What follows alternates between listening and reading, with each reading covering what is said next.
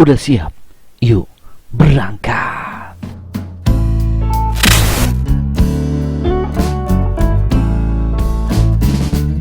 Assalamualaikum warahmatullahi wabarakatuh. Halo guys, ketemu lagi dengan Bang Fajar sini, dan hari ini kita akan membahas soal AKM yang berhubungan dengan literasi. Siap ya? Yuk kita mulai.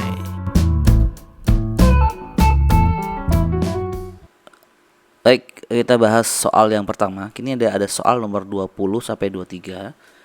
Kita diminta untuk baca dulu soal ini. Ini kan soal literasi ya. Tapi sebelum kita baca soalnya, maksudnya baca materi narasinya, kita lihat dulu soalnya pada nomor 20 ya. Misal di sini kita lihat berapa wilayah ya. Berapa wilayah di Indonesia ya yang memiliki potensi untuk dikembangkan pembangkit listrik tenaga bayu ya, tenaga bayu. PLTB Tolo 1 terdapat di provinsi yang beribu kota di. Nah, berarti kalau begitu kita diminta untuk mencari PLTB Tolo 1 ini provinsi mana ya. Baik, habis itu baru kita baca materinya. Di sini ya, PLTB solusi penyediaan energi listrik masa depan. Kita langsung aja cari ya di sini, misalnya PLTB Tolo 1. Nah, di sini ada ya di paragraf 2 ya. Lokasi PLTB Tolo 1 berada di Desa Lengke-Lengkese. Nah, Lengke-Lengkese ini kalau kita lihat di atas ini ternyata adalah Kabupaten Jeneponto, Sulawesi Selatan. Nah, pertanyaannya, Sulawesi Selatan itu kan sebuah provinsi ya, ibu kotanya apa? Nah, inilah uniknya soal AKM ya. Di sini nggak ada ya namanya ibu kota provinsi Sulawesi Selatan. Untuk itu kita harus punya kemampuan yang cukup baik ya untuk pengetahuan soal-soal seperti ini. Ini nyambungnya malah materi IPS. Ya, kita tahu ya bahwa Sulawesi Selatan ini ibu kotanya adalah Makassar. Jadi di mana ada Makassar? Ya, seperti itu. Baik, nomor 21. Tunjukkan alasan pemanfaatan energi angin sebagai pembangkit listrik. Nah, di sini kita suruh memberi pernyataan betul atau salah. Nah, disinilah baru kita akhirnya harus ya membaca secara detail pada narasi yang di samping ini. Kita mulai ya. PLTB solusi penyediaan energi listrik masa depan ya. Sebagai negara kepulauan yang 2/3 wilayahnya ada lautan dan sebagainya, terus baca terus. Nah, kemudian ternyata ada namanya pembangkit listrik tenaga angin atau dikenal sebagai pembangkit listrik tenaga bayu ya. Oke. Kemudian tempatnya di sini di daerah Sulawesi Selatan, telah memiliki pembangkit listrik tenaga bayu tanggal tahun 2019. Oke. Lokasi PLTB Tolo ini ada di desa ini. Kemudian pembangunan PLTB ini diharapkan mampu menyediakan listrik sekian ini, dan dampak pembangunan pembangkit listrik tenaga angin ini telah dirasakan masyarakat dan petani. Oke. Sebelum ada PLTB, petani sangat susah mengambil hasil panen seperti pada sebagainya. Kemudian masyarakat juga merasakan peningkatan kapasitas daya listrik yang dahulu sering padam. Selain itu, masyarakat mendapatkan pendampingan dari pengelolaan PLTB dalam usaha tani, rumah tangga, perbaikan lingkungan hidup, serta pembangunan destinasi wisata. Selain itu, energi bersih ini tidak menghasilkan polusi dari alam, diproses kembali ke alam sehingga prosesnya sangat bersih dan menghasilkan energi bersih. Oke, baik. Kalau gitu, yang pertama nih, angin termasuk sumber energi tidak terbarukan. Apa sih yang maksud dengan tidak terbarukan? Tidak terbarukan ini ya artinya adalah energi yang tidak bisa diolah lagi. Nah, energi yang tidak terbarukan ini kan contohnya adalah minyak ya, kemudian bahan tambang. Nah, pertanyaannya apakah angin ini barang tambang? Tidak ya, dia adalah sumber energi yang bisa terbarukan. Nah, jadi kalau gitu nih adalah salahnya. Kemudian yang kedua, angin termasuk sumber energi alternatif. Nah, di sini jelas ya bahwa angin itu adalah alternatif yang langsung dari alam tanpa digali. Berarti betul. Kemudian yang ketiga, pemanfaatan energi angin tidak ramah lingkungan. Nah, di sini artinya energi ini bersih ya, tidak menghasilkan polusi. Berarti kalau begitu dia ramah ya. Berarti ini salah ya. Yang tiga, pemanfaatan energi angin tidak menimbulkan pencemaran lingkungan. Ya betul ya, dia aman dari polusi. Berarti betul. Oke, lanjut yang nomor 23. 22. Berdasarkan isi bacaan, berilah tanda centang pada pernyataan ini. Bacaan tentang tema PLTB solusi penyediaan energi listrik masa depan. Baik.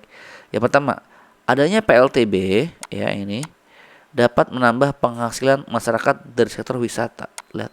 Tadi ada di sini ya wisata ya. Di sini ada tata wisata. Nah ini ya.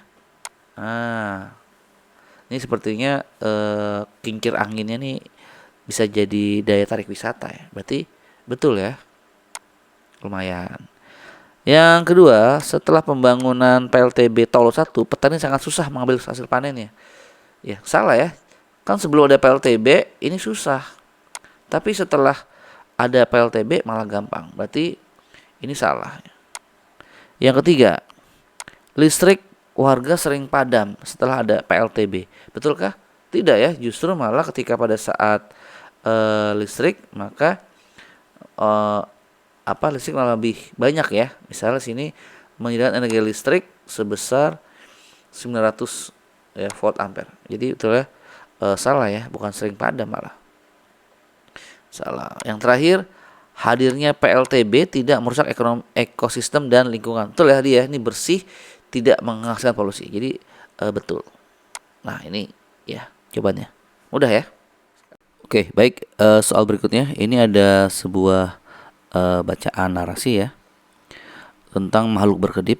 Kita lihat dulu ya soalnya. Nomor 1, cerita makhluk berkedip ya ini mengisahkan si aku dan orang-orang di sekitarnya. Si aku ini yang dikisahkan oleh cerita tersebut adalah apa ya? Kita lihat sini ya. Apakah lampu penerang jalan, lampu lalu lintas, lampu senter, atau lampu LED? Nah, begitu kita baca lagi ya. Makhluk berkedip. Aku adalah makhluk berkedip. Pekerjaanku hanya berkedip. Aku pun tidak bisa kemana-mana. Aku hanya diam. Pertama kali aku menjadi makhluk berkedip, sangat sedih. Teman-temanku menghiburku bahwa pekerjaan hidup dan seterusnya. Sore ini aku tidak berkedip lagi setelah aku berkedip. Oke. Terus lagi bawahnya, kalau kau tak berkedip, tak ada gunanya kami berkedip. Oke, terus coba lagi.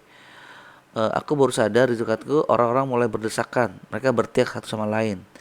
Dari arah lain juga bersama. Maka teriak menggerutu. Kemudian ternyata kalau dilihat sini bahwa berkedip ini ya berhubungan dengan perjalanan mereka ya, perjalanan. Berarti kalau begitu ini adalah tentang apa? Lampu lalu lintas ya. Baik. Kemudian nomor 2, pernyataan manakah yang tepat berdasarkan cerita makhluk berkedip? Oke, berarti ini kita disuruh buat jawaban lebih dari satu ya. Yang pertama, si aku, maksudnya si lampu lalu lintas ini berkedip lagi setelah banyak orang berkerumun di belakangnya. Coba kita lihat apakah lampu lalu lintas ini menyala lagi setelah berkerumun di belakangnya. Kita lihat ya. Di paragraf keempat ya, dia bilangnya bahwa temannya nih, jadi ternyata ini lampunya nggak satu ya, mungkin ada banyak lampu lalu lintas ya. Mereka bilang kepada lampu itu, kalau kau tak berkedip, nggak ada gunanya kami berkedip.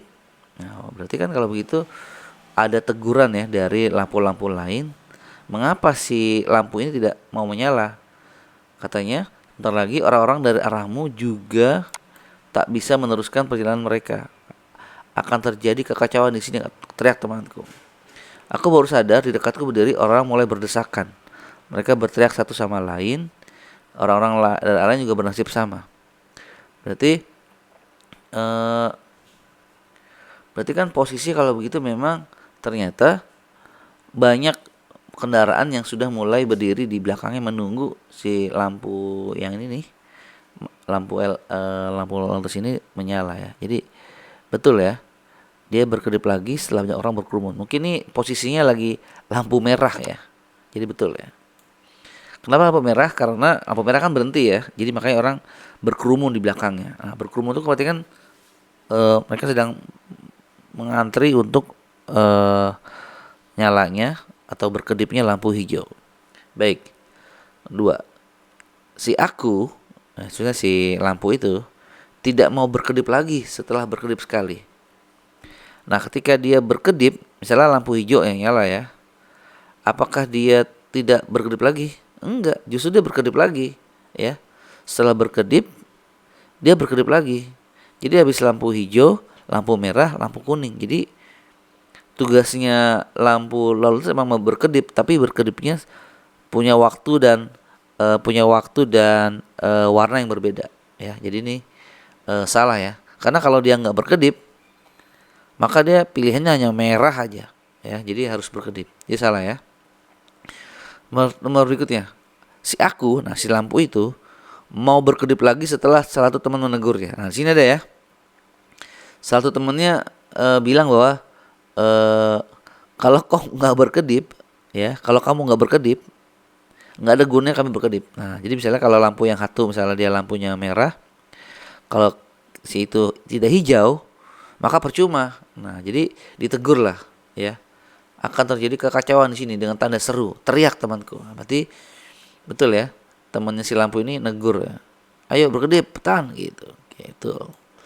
Yang terakhir, si aku berkedip setelah kendaraan melaju bersamaan. Si tiang tadi, tiang lampu tadi, lampunya itu berkedip setelah kendaraan melaju bersamaan. Betul nggak? Enggak ya. Jadi berkedip setelah lampu bersamaan ini nggak boleh kalau menurut kami ya. Eh, jadi ketika lampu kendaraan itu posisinya hijau ya, dia nggak boleh berkedip lagi.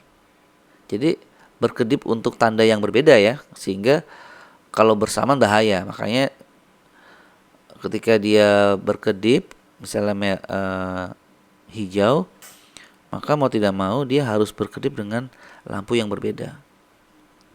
Ya. Jadi kendaraan dia harus menahan ya, menahan kedipan lain supaya tidak terjadi tabrakan dari ya berapa arah ya. Ya agak susah ya. Baik, nomor 3.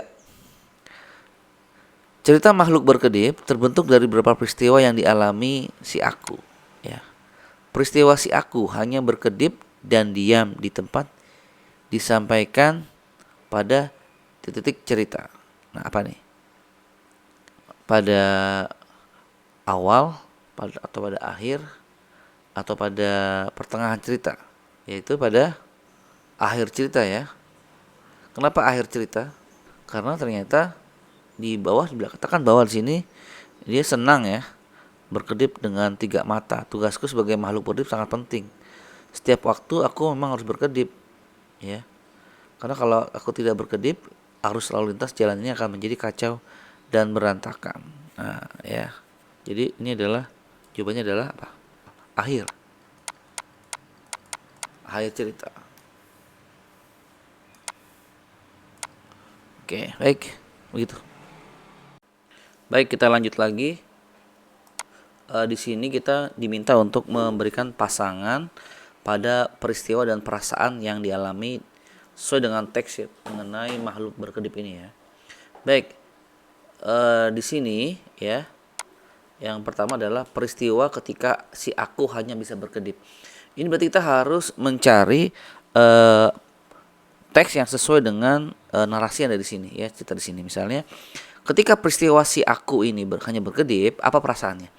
Di sini di paragraf kedua katakan bahwa aku sangat sedih ya. Sedih. Berarti kalau gitu sih sedih. Ya, B. Taruh sini B-nya. Baik, berikutnya. Teman si aku menghibur si aku jika pekerjaan berkedip sangatlah penting. Berarti tadi kan dikatakan bahwa banyak yang itu ya memberikan nasihat ya. Ini di paragraf 2 3 4 ya. Kalau kau tidak berkedip, tidak ada gunanya kami berkedip. Nah, berarti itu adalah sebuah motivasi. Berarti kalau gitu perasaan gimana? Ketika diberikan sebuah motivasi, terjadi adalah dia tentram ya. Dia akhirnya merasa nyaman karena diberikan nasihat. Berarti ini adalah G. Baik. Kemudian berikutnya, si aku akhirnya mau mengedipkan mata yang lain. Nah, gara-gara akhirnya dia diberi nasihat, akhirnya si aku ini nih, dia akhirnya mau mengedipkan mata yang lain. Nah, bagaimana perasaan yang lain? Yaitu sudah ada sedih, udah selesai, tentram, tinggal jengkel, marah, lega, bahagia, egois, sebagainya. Jadi mengedipkan mata yang lain artinya dia akhirnya bahagia ya. Mengapa? Karena dia akhirnya berguna bagi banyak orang. Berarti sini E. Oke, baik, berikutnya bawah. Orang-orang di seberang si aku menghela napas dan berlalu ke arah masing-masing. Menghela napasnya kan artinya udah lega ya, karena napas yang awal mungkin tersumbat akhirnya jadi lega. Nah, berarti kalau lega ini ada ya di bagian D ini. Lega karena si aku berkedip lagi. Berarti ini D. Terakhir, saat teman si aku berkata akan terjadi kekacauan di sini. Nah, di sini teks ya bahwa ini kata ancaman ya. Bagaimana perasaannya? Yaitu mereka jengkel ya. Mereka jengkel karena si aku ini berhenti berkedip nih ya. Berarti A. Oke, jadi harus bisa kita menilai perasaan dari teks-teks tersebut. Oke, baik. Soal berikutnya adalah nomor 5 sampai 7. Ini ada sebuah narasi atau bacaan ya mengenai raja yang baik dihormati oleh rakyat. Nah, sebelum kita baca nih tentang apa, saran saya kembali ya, selalu lihat dulu soalnya apa. Misalnya di sini nomor 5 ya, fokus dulu. Baca dulu ya. Sang raja dalam dongeng, raja yang baik dihormati rakyat, mengumumkan akan membuat rakyat damai dan bahagia. Pengumuman sang raja tersebut disampaikan di mana ya? Alun-alun, rumah rakyat, pinggir istana atau aula istana. Baik, kita baca dulu yang wacananya di atas nih. Raja yang baik hati dihormati oleh rakyat. Dahulu kala ada seorang raja yang sangat kejam kepada rakyatnya. Rakyat pun berdoa setiap hari agar sang raja bertobat.